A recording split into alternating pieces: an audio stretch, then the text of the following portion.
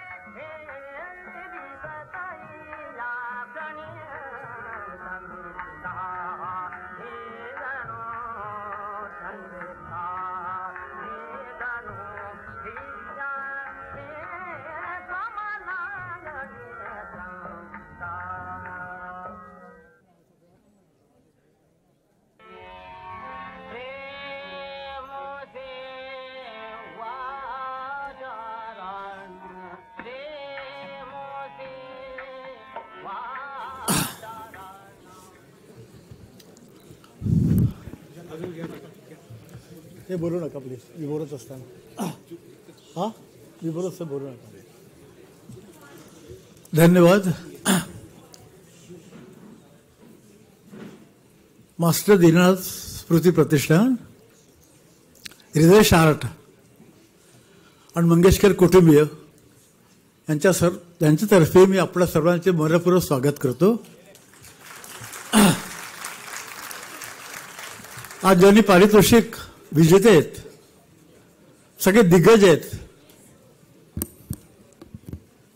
सगळ्यांची नावं घेत नाही मी. आपल्याला माहिती आहे आपण कोण आहेत, ते सगळे मोठे लोक आहेत. त्या सगळ्यांचे मी मनपूर्वक आभार मानतो की त्यांनी आमचं आमंत्रण स्वीकारलं आणि ते पारितोषिक इथं घ्यायला आलेत. मी त्याचा मनपूर्वक आभार मानतो. इथं मराठी लोक बरेचसे असतील अशी आशा करतो.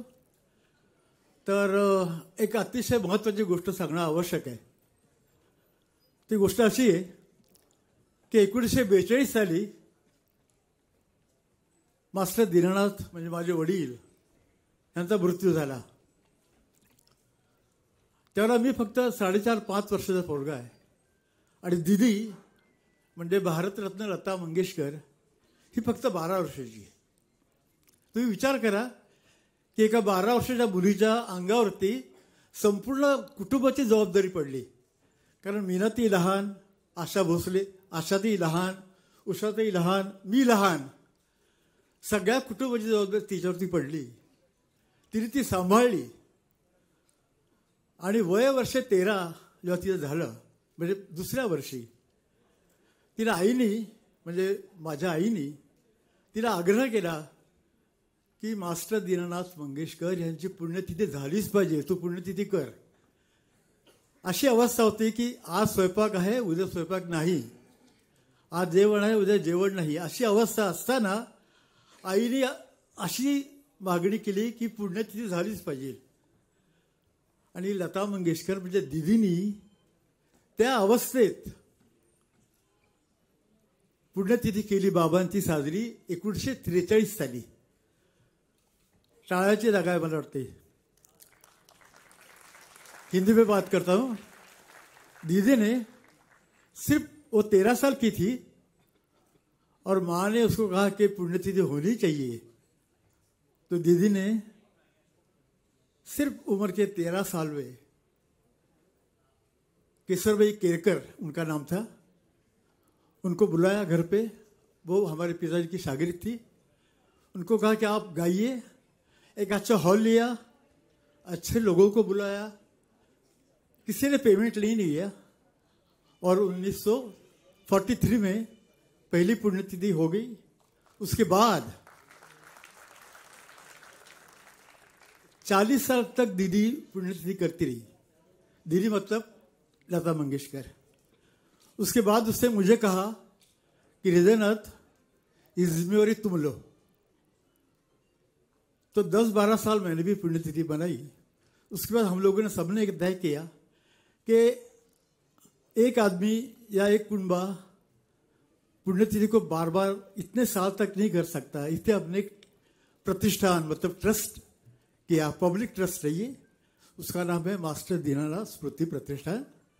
और उसके माध्यम से हम लोग गए 30 साल से ये पुण्यतिथि बना रहे हैं.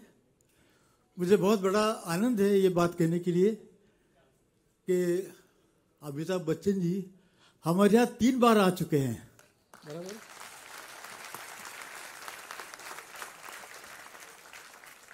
ये उनकी मेहरबानी है ट्रस्ट के ऊपर, मंगेशकर कुंड के ऊपर, कि हम उनको बुलाते हैं, वो आते हैं. गए साल उनको बुलाया था मगर वो बहुत बीमार थे. उनको भी एक्सीडेंट हुआ था, मैं भी हॉस्पिटल में था, इसलिए हम दोनों आए नहीं उस पुण्यतिथि में. मैं इस साल हम दोनों ठीक है, वो आए हैं, उनके बहुत बहुत आभारी हूँ मैं.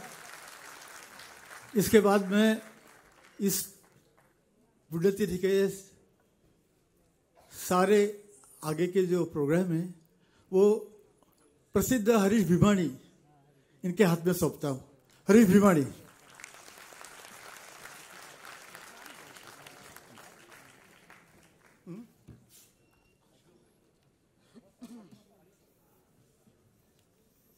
अच्छा, और हरीश जी ने मुझे कहा कि आज की अध्यक्ष थी आशाताई, आशा भोसले, मेरी बहन है बड़ी, हम आशाताई कहते हैं उसको. मगर उसकी तबीयत ठीक नहीं. उसने कहा कि आज मैं नहीं आती हूँ. तो मैंने कहा उषाताई है तो वो आज की तुम्हारी जिम्मेवारी वो संभाल लेगी. तो उसके लिए मैं अपेक्षा मांगता हूँ. हरीश जी बात करेंगे.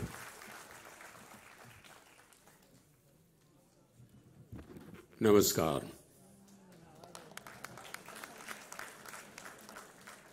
तसं मी पण मराठी बोलू शकतो, पण एवढं सुरेख नाही, कारण मराठी माझी मातृभाषा नाही, माझी सासूबाई भाषा है.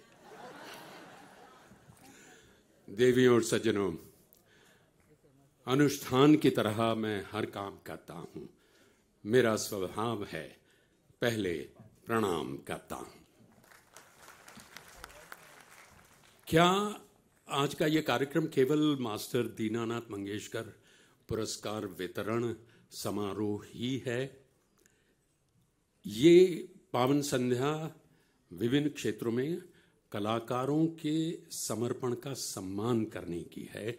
एक प्रकार से प्रतिभा की आरती का अनुष्ठान है. मास्टर दीनानाथ मंगेशकर ज्यादा मशहूर थे गायक अभिनेता के तौर पर, लेकिन वे लेखक थे, निर्माता थे, निर्देशक थे और समाज सेवा का जज्बा उनमें कूट कूट कर भरा हुआ था। और आज की संध्या का पहला अवार्ड ही है समाज सेवा के क्षेत्र में।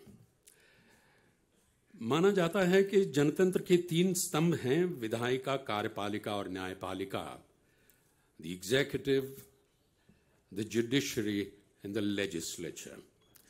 फिर बदलते वक्त के साथ इसमें मीडिया जोड़ा गया, लेकिन मेरा यह विचार है कि सभ्य समाज को चाहिए, सिविल सोसाइटी को चाहिए कि इसमें 5वां आयाम जोड़ा जाए और वो हो प्रामाणिक समाज सेवा। Because education, which is part of this awardee's social service, education हमारी दिशा तय करता है। लेकिन अगर आप दिव्यांग हैं तो वो दिशा ही नहीं, वो आपका दीप स्तंभ होता है। और यही पहले पुरस्कार विजेता का नाम है, दीप स्तंभ फाउंडेशन मनोबल, जो कि देश की पहली ऐसी संस्था है जो हर प्रकार के दिव्यांगों को निःशुल्क ही नहीं, निवासी प्रशिक्षण प्रदान करती है। देवी और सज्जनों, पुणे और जलगांव में कार्यरत इस संस्थान के देव पुरुष संस्थापक हैं श्री यजुर्वेंद्र महाजन, जो अब स्वीकार करेंगे इस वर्ष का आनंदमयी पुरस्कार, जो कि आशा भोसले पुरस्कृत है। श्री यजुर्वेंद्र महाजन।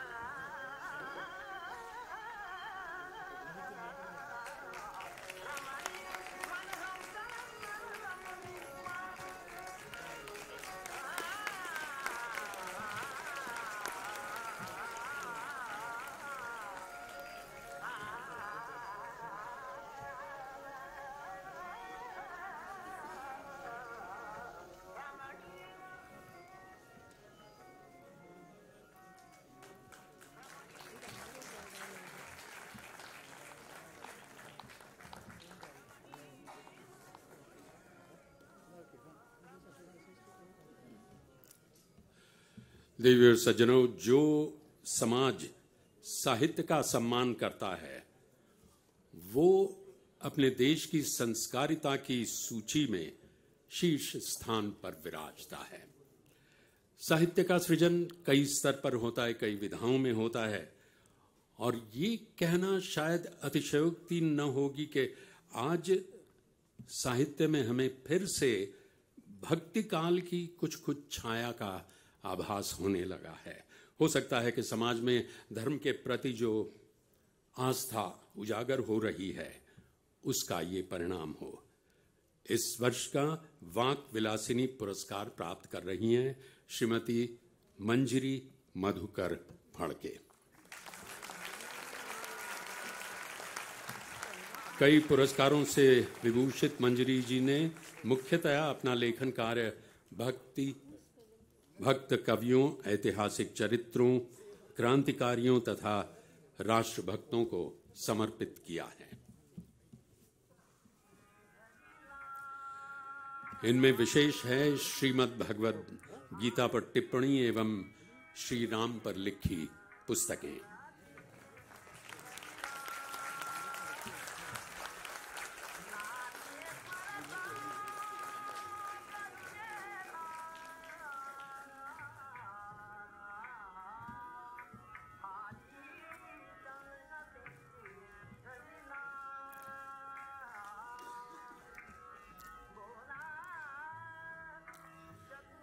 Ladies and gentlemen, I'd like to recognize the august presence of Srimati Meenatai Khadikar amongst us in the audience.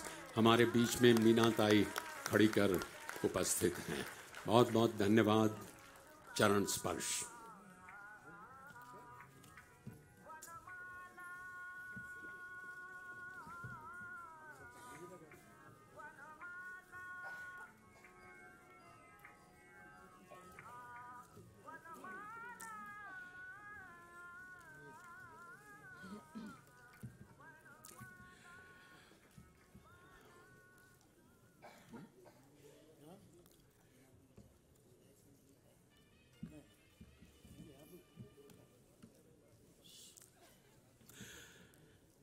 हमारे बीच में मंजरी जी अपना मनोगत संक्षेप में व्यक्त करेंगी।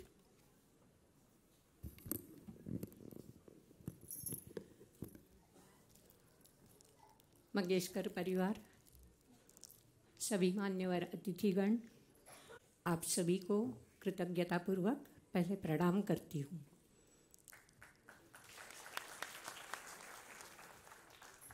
जो भी कुछ मिला है, जैसे हृदयनाथ जी ने अभी बोला, माता पिता से ही संस्कार मिलते हैं। जब भगवत गीता का अध्ययन और अध्यापन शुरू किया तो भगवत गीता में हमारा जीवन आधार जो पंचसूत्री छिपी है उसका पता चल गया। वो पंचसूत्री है, जीवन शुरू होता है संकल्प से। तो पहला सूत्र संकल्प है। संकल्प के बाद संकल्प अगर दृढ़ता से निभाना है तो उस पर संस्कार करने चाहिए। तो दूसरा सूत्र है संस्कार कैसे करें, ये गीता में लिखा है। फिर संस्कार होने पर तीसरा सूत्र है संस्कारित व्यक्ति समाज में कैसे बर्ताव करती है इसका पता चलना चाहिए ताकि कसौटी लग जाए। तो तीसरा सूत्र है समन्वय। तो वो भी भगवत गीता में ही अच्छे तरह से विस्तार से एक्सप्लेन किया है। फिर आगे चलकर समाज में अगर कसौटी पर खरे उतरे तो सिद्धि अपने आप आ जाती है। सिद्धि ना मिलती है तो भी अनुभव संपन्नता प्राप्त होती है। ये भी भगवत गीता में ही लिखा है।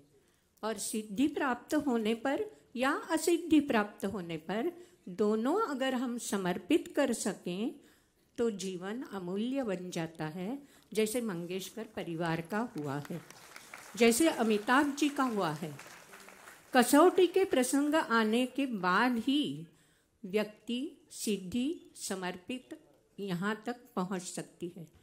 तो वही मैंने भगवत गीता से सीख ली है और उस पर आधारित मराठी में किताब अभी रामनवमी के दिन ही प्रकाशित की हुई है।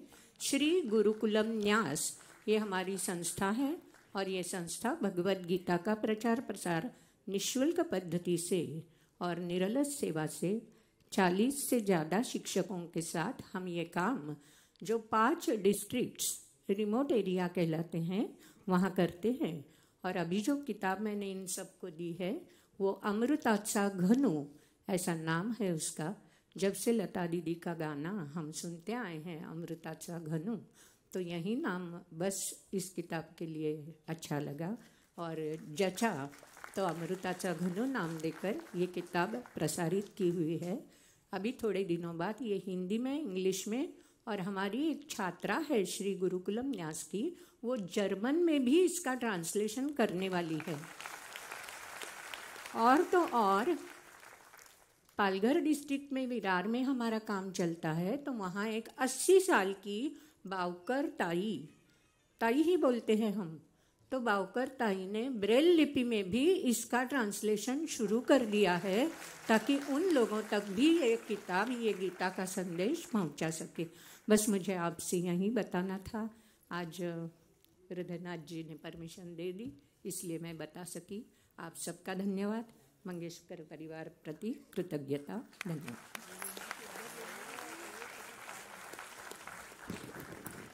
धन्यवाद मंजरी जी। हमारे बीच में एक गायक हैं जिन्हें सुनते हुए भी, मानते हुए भी हम थोड़ा कम जानते हैं, जिन्होंने ध्रुपद धमार के संस्कार पाए तो तबला मृदंग का प्रशिक्षण लिया और गायन की विविध विधाओं में कीर्ति पाई। फिल्मी गीतों से लेकर लाइव गजल कॉन्सर्ट्स तक और संगीत के सृजन तक भी। रूप कुमार राठौड़। वैसे इनकी दूसरी पहचान कुछ यूं है कि वो जहां जहां से गुजर चले नक्शे मौसीकी छोड़ चले। वो जहां जहां से गुजर चले नक्शे मौसीकी छोड़ चले। पूछे न उम्र इनकी, घटती है हर रोज नौ को। और फितरत का हाल ये कि हर खास आम इनके साथ। खूबसूरती का तो ये आलम के बगैर संगीत भी इनको ख्याति मिल ही जाती। तो देवी और सज्जनों, प्रदीर्घ संगीत सेवा के लिए मास्टर दीनानाथ मंगेशकर अवार्ड श्री रूप कुमार राठौड़।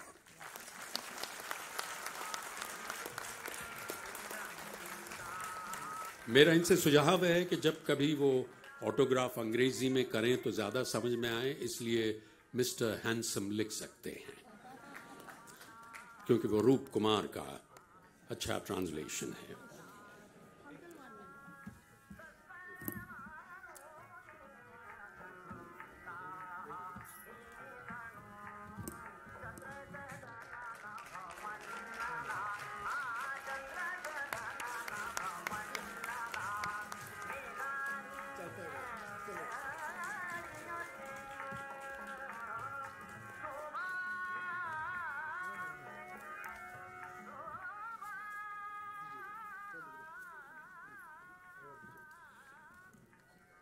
आप कुछ शब्द बोलना चाहें या बगैर ऑर्केस्ट्रा के गुनगुनाना चाहें?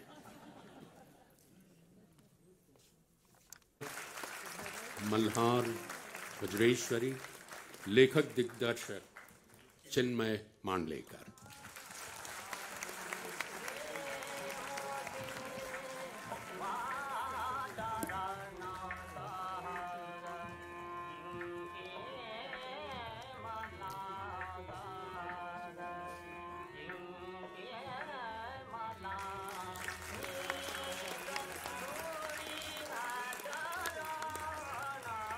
ये नाटक देखकर कुछ जानकार लोग गालिब की ही पंक्तियां कहते हैं कि गालिब बुरा न मान जो वाइज बुरा कहे।